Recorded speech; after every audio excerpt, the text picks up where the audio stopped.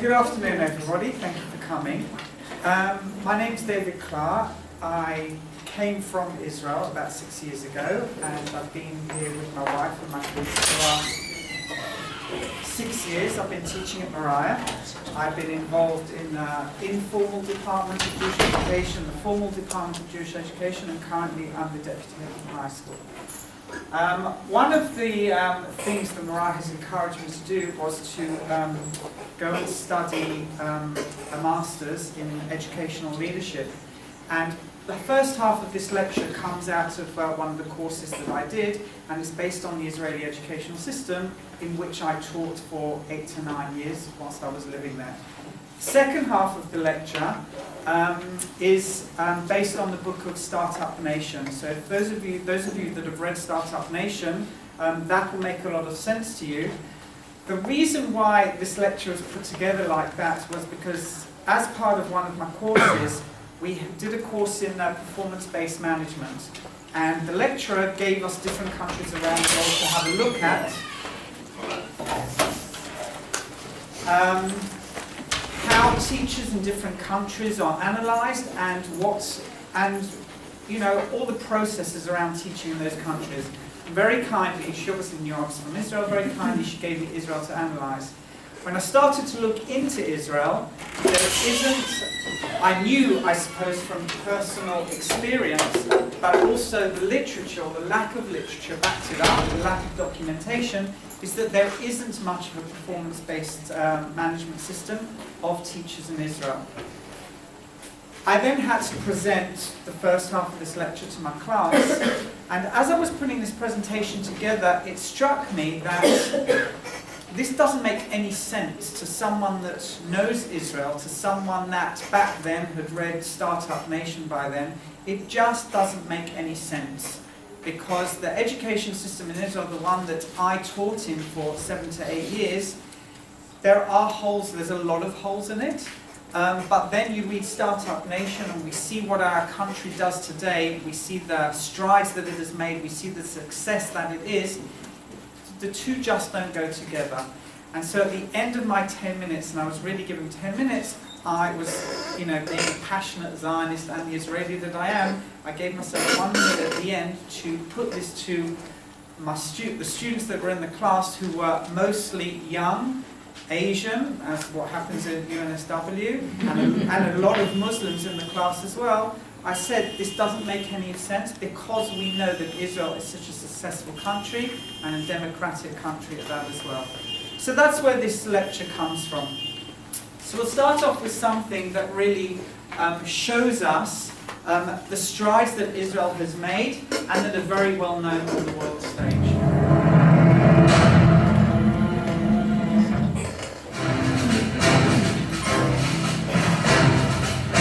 Israel's Ministry of Defense selected Raphael to develop the Iron Dome, a cost-effective and innovative solution against the threat of short-range rockets, artillery and mortar shells, and threats of all kinds. Iron Dome is in an advanced state of development and will be operational within 2 years in the Israel Defense Forces.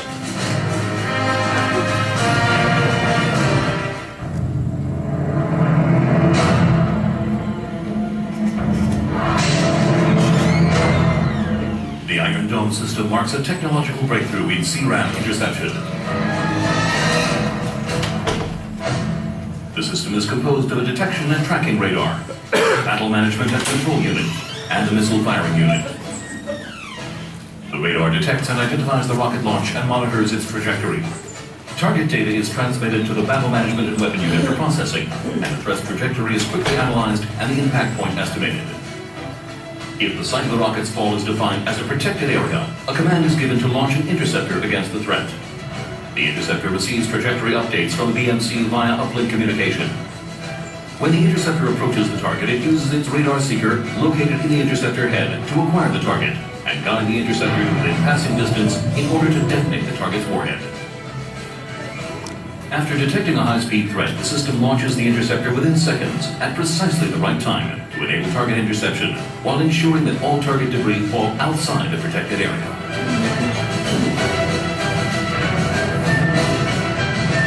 Iron Iron Dome also has the capability to intercept short-range targets, including broad rockets and 155mm artillery shells.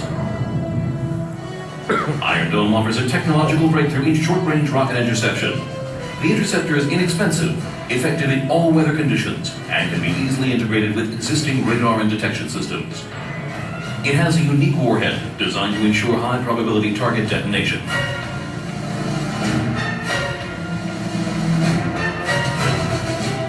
Iron Dome offers highly successful target interception at short range, yet at low cost.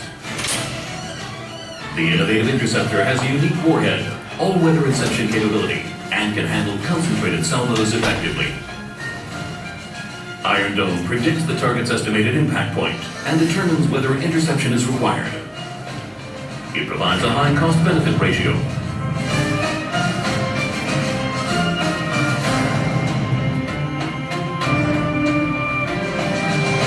The system operates in any weather conditions: cloud, rain, dust storms, or fog.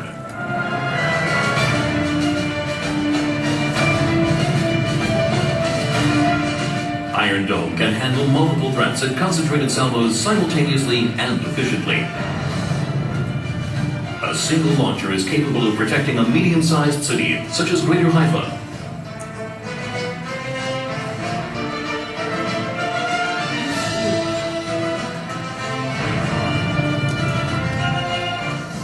Or about 15 times the area of a small town.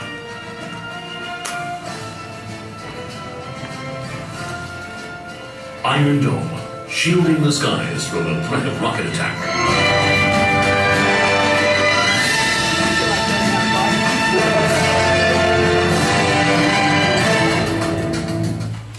You almost think, where can I go out and buy one?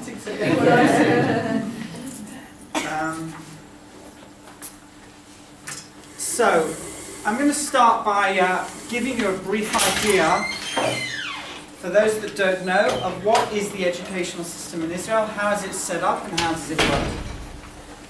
So, the first thing is that there are 4 parts of the educational system in Israel.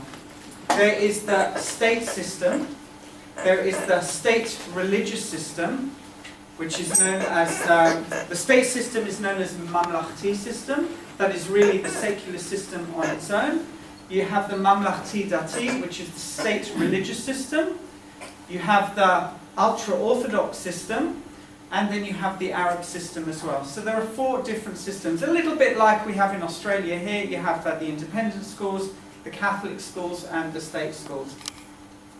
The way in which the government controls the salaries, the funding, and the supplies of teachers is that all of it goes through the government. So it doesn't matter in which system you come from, all the money, all the funding, all the teachers' salaries, it all goes through the government for most of the time. And in fact, even in the private schools, there is no differentiation between the salaries of a private school teacher, of which there are almost none, to any of the other sectors in the country. Everybody is paid on exactly the same level.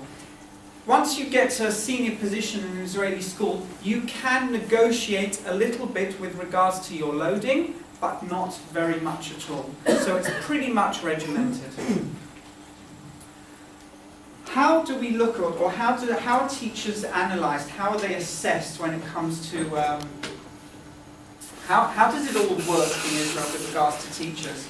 So at the moment, and until this year, and I'll talk about this at the end of this section, there's just an agreement has just been put in place for teachers that hopefully is going to change the teaching system, the educational system in Israel, but obviously it's in its very first days and we don't know what those effects are going to be. So at the time of writing, up until last year, there was no real system in place with regards to teachers. Employment, I'll get to. There was the issue of salaries and how you are paid.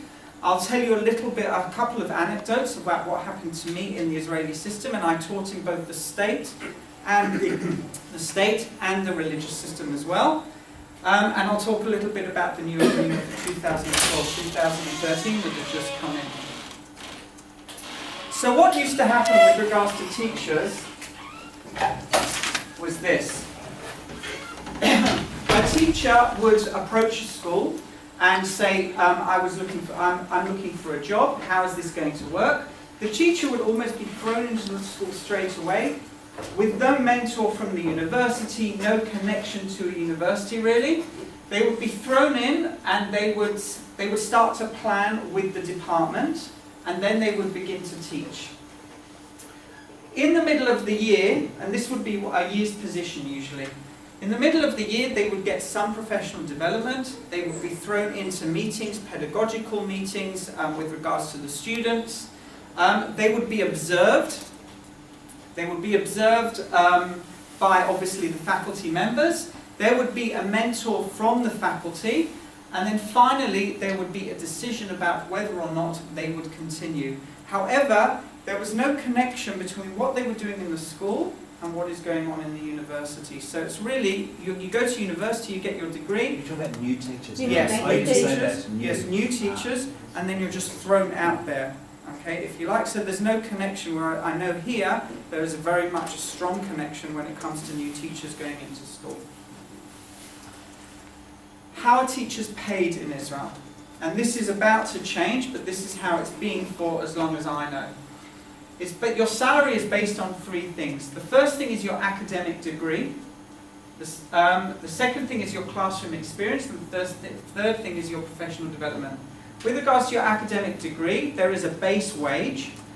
Then, for every academic degree that you have after that, you get a certain percentage of rise within your basic wage. So, if you have 1 master's, 2 masters, it goes up, I think, by 5% or maybe 10% according to the degree that you have.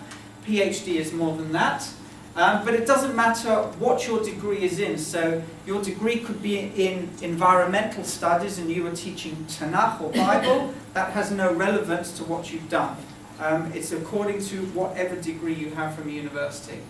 The second way that, the second section of a pay slip, if you like, is your classroom experience.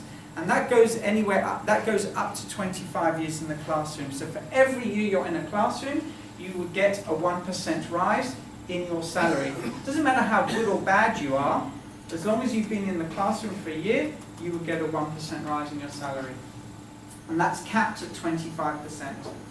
The third thing that is your professional development. Here, as a teacher, you do your professional development, and that is for your own professional development, that's for your classroom practice. And most schools, as far as I'm aware, they direct teachers to professional development in their area, whatever they are doing in their area. So if you're dealing with well-being, if you're dealing with academics, you will go to PD in that area. In Israel, you can do anything. So you could be a maths teacher and decide you want to go and do yoga. You clock up your hours in that PD, and that counts towards your salary at the end of the day. So there's no real direct correlation between your professional development as a teacher and your salary. And it's just completion of those courses. Sorry? It's just completion. And it's just completion of those hours. 112 hours is one course, and that goes onto your pay slip at the end of the day. So that's how the salary has been made up until now. Any questions? Yes. Yes. Are there conversations about how this doesn't seem to make sense? Sorry? Are there conversations in Israel about how this doesn't seem to make sense? I'm going to get there, absolutely. I'll tell you now how I was recruited with regards to the 2 schools. Now, because pay for teachers is so low in Israel, in order to make some sort of living, many male teachers have 2 almost full-time jobs. A full-time job is considered 24 hours in front of the classroom, in front of the class. So if you are prepared to teach in a religious high school, which usually has secular studies from about midday until 7 in the evening, then you can teach in a secular high school in the morning and a religious high school in the afternoon, basically making a very low wage, but you're making 2 wages. So my recruitment was, I walked in to do a practical lesson with the university to give me experience in a classroom. No connection to the school, it just happened the school would let us in.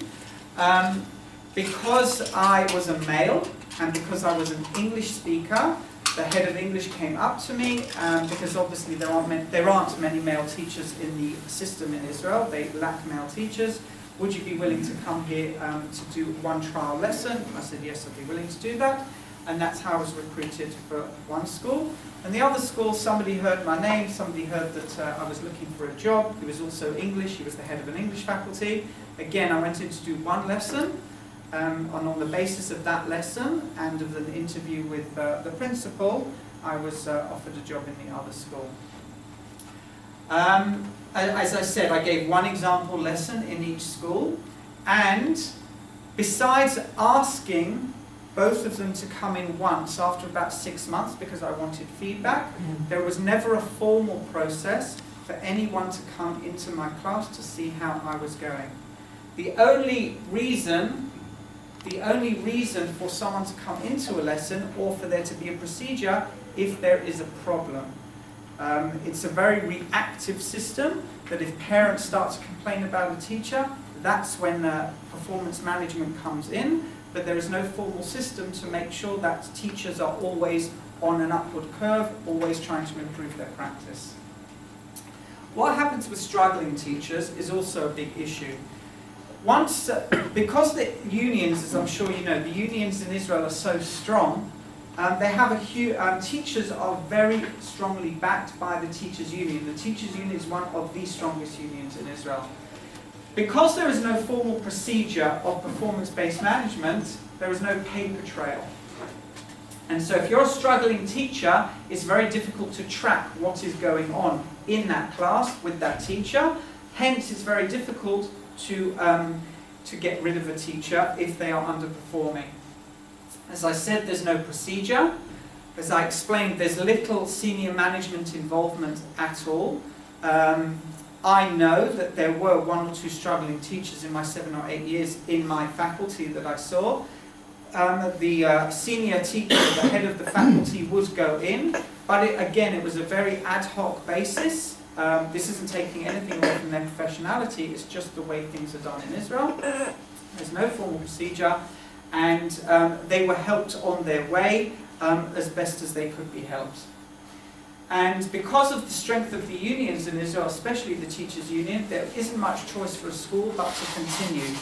Once a teacher has been in a school for a certain number of years, they get what's called keva. They are given tenure, and again, it doesn't matter whether or not they're a brilliant teacher or whether or not they're a poor teacher. Once they have tenure, very, very hard to get rid of an underperforming teacher because there is no procedure, because there is no paper trail. Evaluation of teachers. How are teachers evaluated? Usually, what is going to happen, what has started to happen this year, they've implemented a program called Oz b'Tmura, which means they're trying to get teachers into the school more often. I explained to you that in order to make some sort of money, I had to teach almost 2 full-time jobs, which meant being in one school, teaching all of the lessons in one school, then going to the other school and teaching all of those lessons in the other school. The downside of that is you never have a chance to form any relationships whatsoever with students unless you're in your particular class.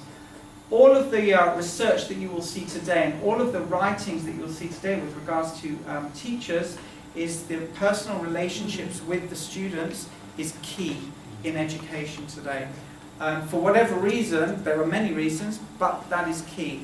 For a teacher to have to run from one class to another, never forming a deep relationship with a student is very detrimental, not only to the student, but also to the teaching. You're never going to get your teaching across unless you form those relationships.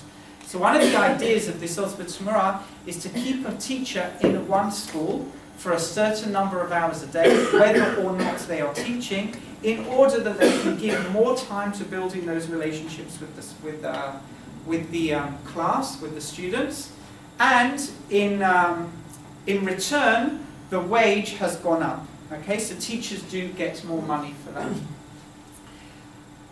The other thing that they're trying to do is they're trying to have a look at which schools are the best performing schools and which teachers are the best performing teachers with regards to results that their schools get. Teachers in schools who receive the highest evaluation of schools, and that will be based on student results and on social and ethical data and surveys that are done by the students, they were, in 1 year, they will be eligible for a one-off payment of approximately $1,400 US, and that's based on some research that that has been done in Israel, and that was based on his recommendations to the government. Now what was interesting is when I did this last year, I did this just after the 31st of May 2012. The government was supposed to have published the final framework of what was going to happen in Israel. That hadn't been published by August time. And so already the government was in arrears with that program, and as I said, it wasn't published by then, and so as far as I'm aware, all teachers had to be given this because that was part of the new agreement that was signed with the Israeli Teachers Association. So it was in arrears. Again, I've been in constant contact with teachers, with friends who are teachers still in Israel, and as yet I've yet to receive a proper framework of what it means for a teacher to be managed with regards to their performance, how that structure is going to work for them. They've already started to implement the payment system, but the structures around the teachers hasn't yet been implemented. Can I ask about the results? Are these raw results or are these value-added results? I'm going to show you in a minute. I'm going to get to the results in either this slide or the next one. So I suppose one of the often quoted myths with regards to Israeli education is how much money is spent on education in Israel. We know that Israel has to spend a fortune on their defense, and they have issues that other countries don't have. But we can see by the results that we have here, I think this is the right button, yes it is, wow. You can see by this that Israel spends more of its percentage-wise than the UK, it spends more than Australia, it spends more than the United States. So it's not for the fact that money isn't going into the educational system. What I would say is that it's going into the wrong place. That includes all levels, tertiary Yes. education, so university. Yes. And Israel, we know, has a very high number of university students per percentage per capita with regards to the rest of the world. But with regards to all of education, Israel spends a good amount of money on education. So then the other side of that is this figure here. Students, on average, spend 15 years in the Israeli education system, as opposed to the UK where it's 16, the US where it's 16, and Finland, which is a very high-performing educational system, 17 years. So obviously we need to ask the question is, why is it, if there is so much money going into the Israeli educational system, why is it that there are many, especially boys, many boys only spending 15 years in the educational system? Obviously there are two major reasons for that. One would be, anyone like to hazard a guess? Not one would be the Haredim that don't go, that leave school and they go to yeshiva, so they get no more secular education at all. So they come out of the system and they go into yeshivot. And the other one would be the Arab sector. The Arab sector that is catching up, but it's still behind the Israeli sector. Unfortunately, on the Arab side, there is still less education widely available. There is obviously more poverty in the Arab sector, and so kids, and you see this if you go to Israel, you will see this at junctions, you will see Arab kids selling something when they really should be in school. So that's another reason why in Israel, for the Israeli population, it is down to 15 years. Yeah. Does the Israeli government contribute to the education in the Arab sector? To all of them. To all of it? Yeah. But there's still a big discrepancy Yeah. between what they give to schools in Israel. Sorry? What they give to schools in... Not as far as I'm aware. It's flat. Yes, absolutely. If you have students in your school, you get the money. If you have teachers in the school, they get paid exactly the same as Israeli teachers get paid. But not It's all on the, including sorry? West Bank or Gaza. Sorry? Not including the West Bank, obviously. Not including the West Bank, obviously. That I don't know about. But this isn't included. Those figures are for the general Israeli population. Okay. Again, to have a look at this will answer your question. There are many, many countries in the world that take part in PISA examinations. That's the Programme for International Student Assessment. And that's done, really it includes a lot of countries, and you'll see what sorts of countries are on there. So it evaluates the education systems by testing the skills and knowledge of 15-year-old students in more than 70 countries. Every 3 years, random groups of 15-year-olds are tested in reading, in math and in science. And furthermore, the data is given about the background of the information on the students and of the schools that they attend.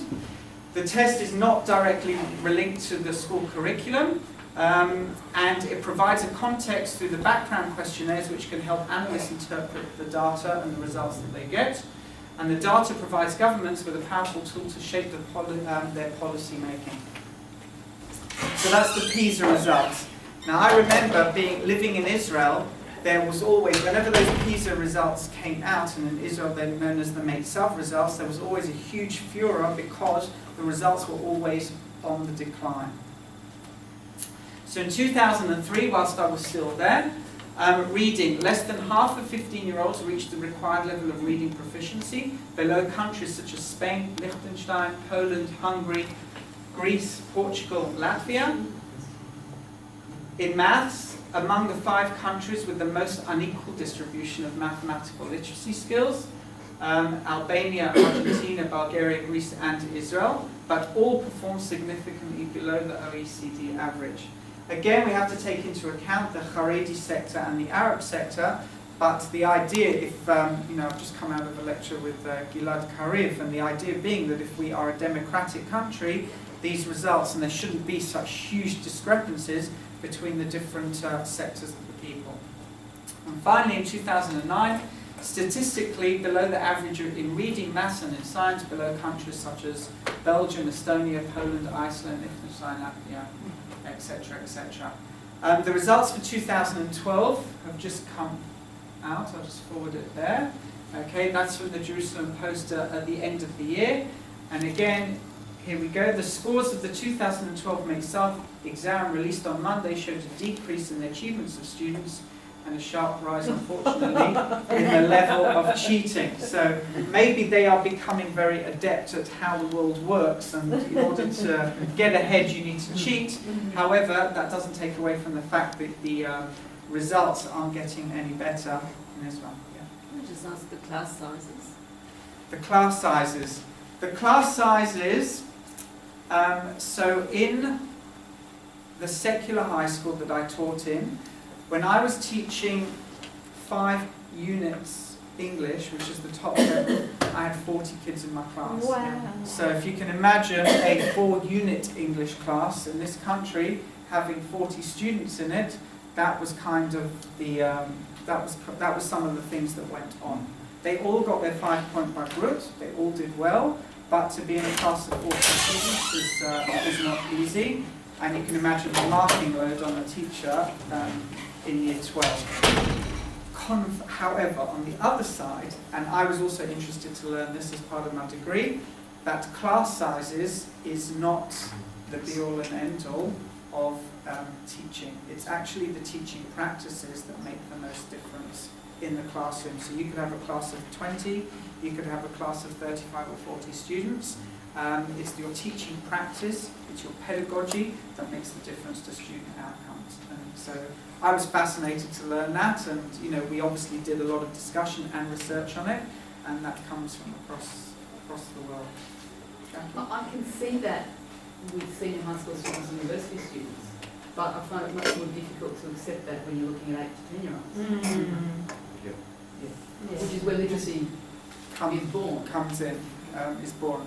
Again, that is what the literature, that is what the research says.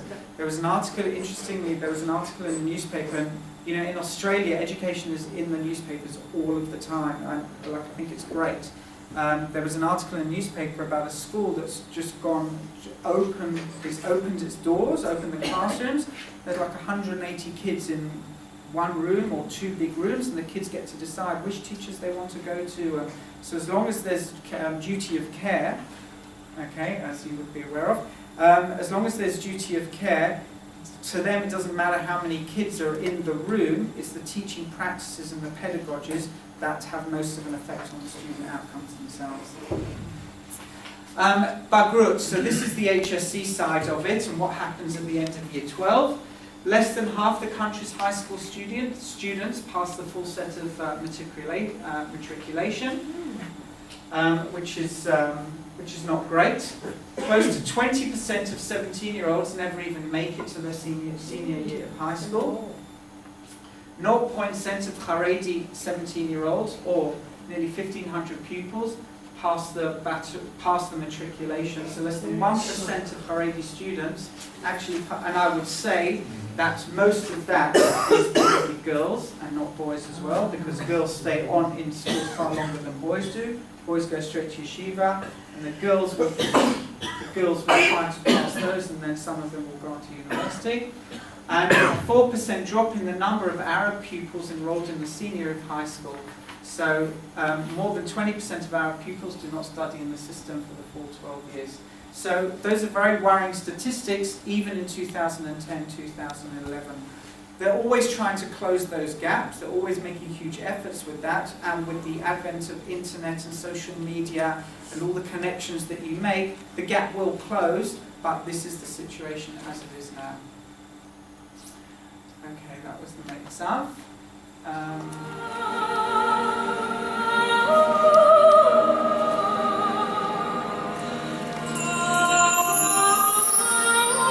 Did you know that there is one place on earth that has it all? It's called Israel, but I call it home.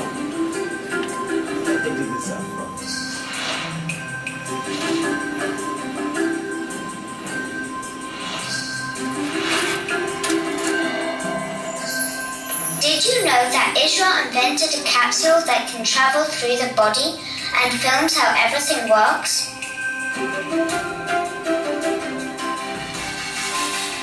That means my mum could make me a cup of hot chocolate and the doctors can see my body digesting it.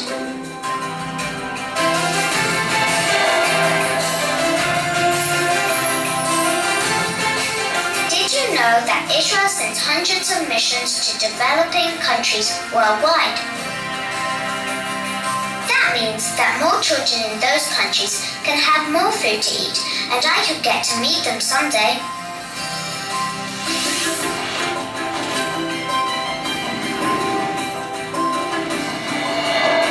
Did you know that Israel is one of the world leaders in agricultural development and fruit cloning? And I get to eat star-shaped crambulas for lunch.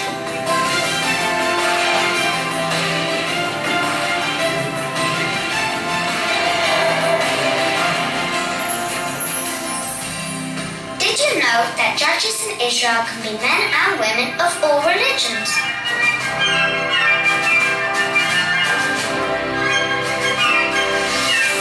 Did you know that Israel is the home for the Jewish people?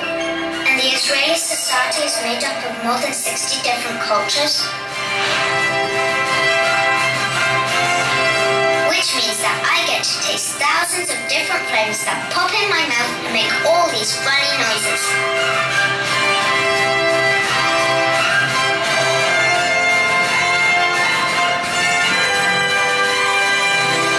I hope one day when I grow up that I could also make a change. But in the meantime, I plan to catch some waves and ride my bike and roller skate and...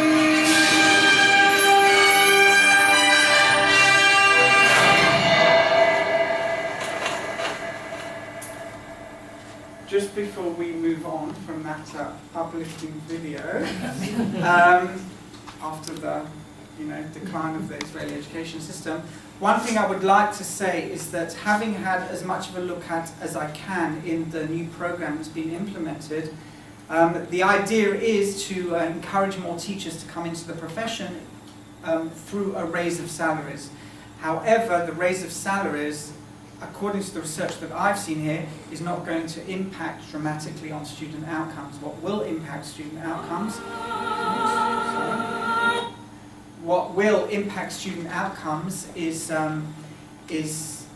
is money that goes into professional development of teachers in their specific field.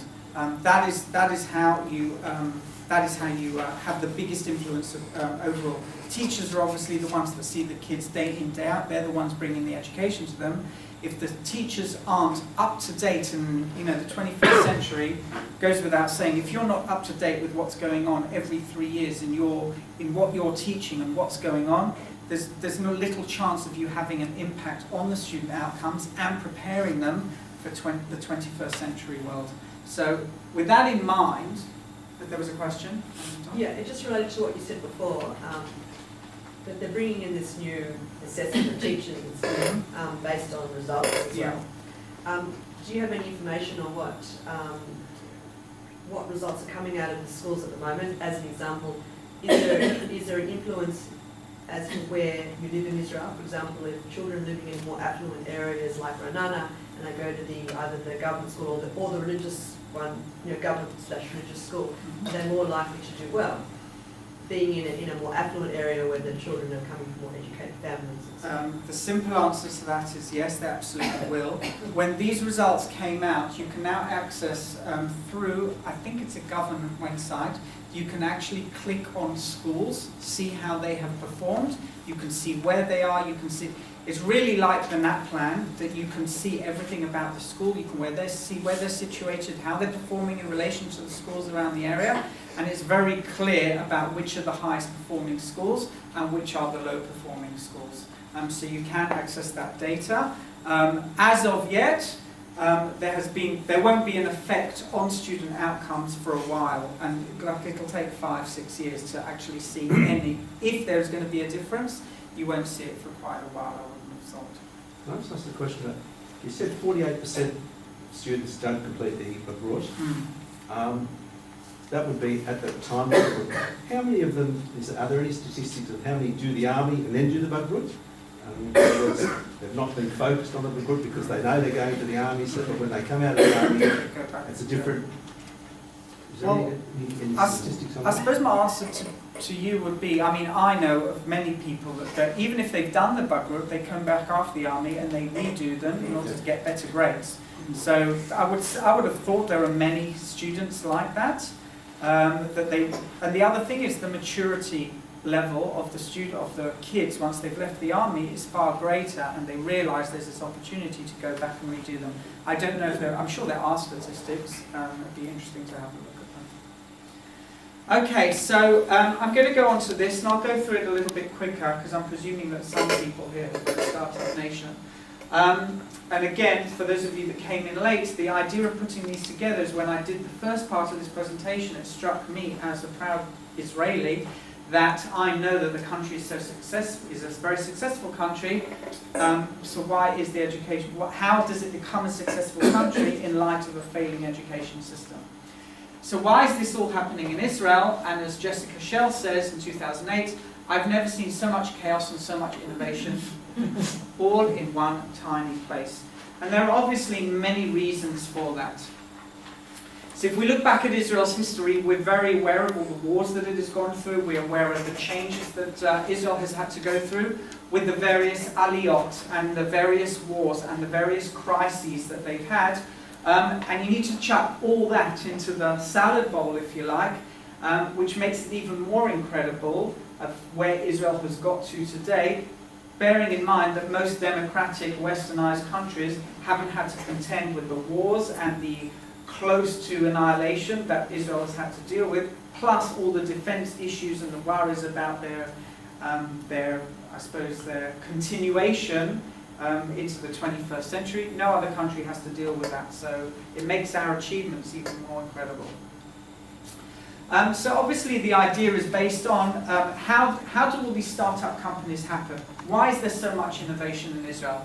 So the first thing that they looked at in the book was that the amount of money that's spent on venture capital per person in Israel. And you can see that Israel is at the top of the pile when it comes to money spent on innovation and creativity, even ahead of the United States, which is quite an incredible concept that it really says to us that Israel is always looking to the future. It's always looking to what's going to happen down the line. How is this going to work? You know, and you may have seen recently that Better Place went bankrupt, and you know is going to have to sell all its assets, or whatever's going to happen with there. Sometimes these things fail, but so often in Israel these things have actually succeeded, which is why I guess the country is the success that it is. You see, Australia wasn't even on that chart. Yeah. Okay, so IDF is really Hachsharat HaChayim. It's really a preparation for life. In Australian education circles, today's new Australian curriculum is based on what's called the Melbourne Declaration, which was written in 2008, and it talks about lifelong learning and creativity and problem solving. Whereas for you know, because of the situation, Israel has always had preparation for living and problem solving, and that's always been in the form of the IDF, and it really is a life preparation for what's going to happen outside. So what does the IDF teach our young Israeli students? It teaches them the idea of persistence, about the fact that you can never give up, because if you give up, that's your life of your friend, that could be the life of your family. So there is no choice. You have to continue. You have to be resilient in the face of adversity. Last night in one of the lectures we spoke a little bit about resilience and lack of it in today's youth. And the IDF, I suppose, is one of the preventions against that in Israeli society. It talks about the idea of chutzpah. In an Australian army or the United States Army, there might be huge distance between officers and their soldiers, or between sergeants and their soldiers. In Israel, in the Israeli army, they're much closer. Although there is distance, even as you go up the ranks, and as someone that served in the army, this is true, you just think about the number of soldiers, the number of senior soldiers that are known by their nicknames. So you have Raful, you have Gandhi, you have Boogie Ayalon, who is now, you know, not the chief of staff. He's a senior member of government now. He's known by his nickname. Ariel Sharon is known as Arik Sharon. You know, that was the prime minister. So this familiarity between people in Israel is something that teaches people to work together. Debate, the culture of doubt and argument, and I suppose at Limmud Oz I've been in probably 3 lectures that is discussing this whole idea of what is the Gemara about? What is our society about? It is about debate, it is about discussion, it is about disagreement. And in Israel, in the army, you can debate something with your officer and not get into trouble for it, because our whole essential being is based on the fact that we need to survive and we need to find the best possible solution to any problem. Sorry. And I suppose this is proved after all the wars, that especially the ones that have had real problems to them, the 73 war, the 82 war, and the 2006 war, there have always been public committees that have questioned what has gone on, what has gone wrong. And those results are made public for the people to discuss. You know, if you go to Israel, once those committees have published their results, that's all anyone is talking about. But I suppose the idea is it lays before the people what has gone on, what are the problems, and how as a people are we going to fix those problems. The idea of improvisation. There are stories told in the book about improvisation, about how something they've been taught in practice isn't actually eventuating in the war itself. And so they change the way it's done. They don't wait for an officer to tell them to change something. They don't say or give up or turn around. They try to improvise to see what's actually going on. I think the story is told in the 73 war that the Egyptians had introduced a new missile that they'd never seen before.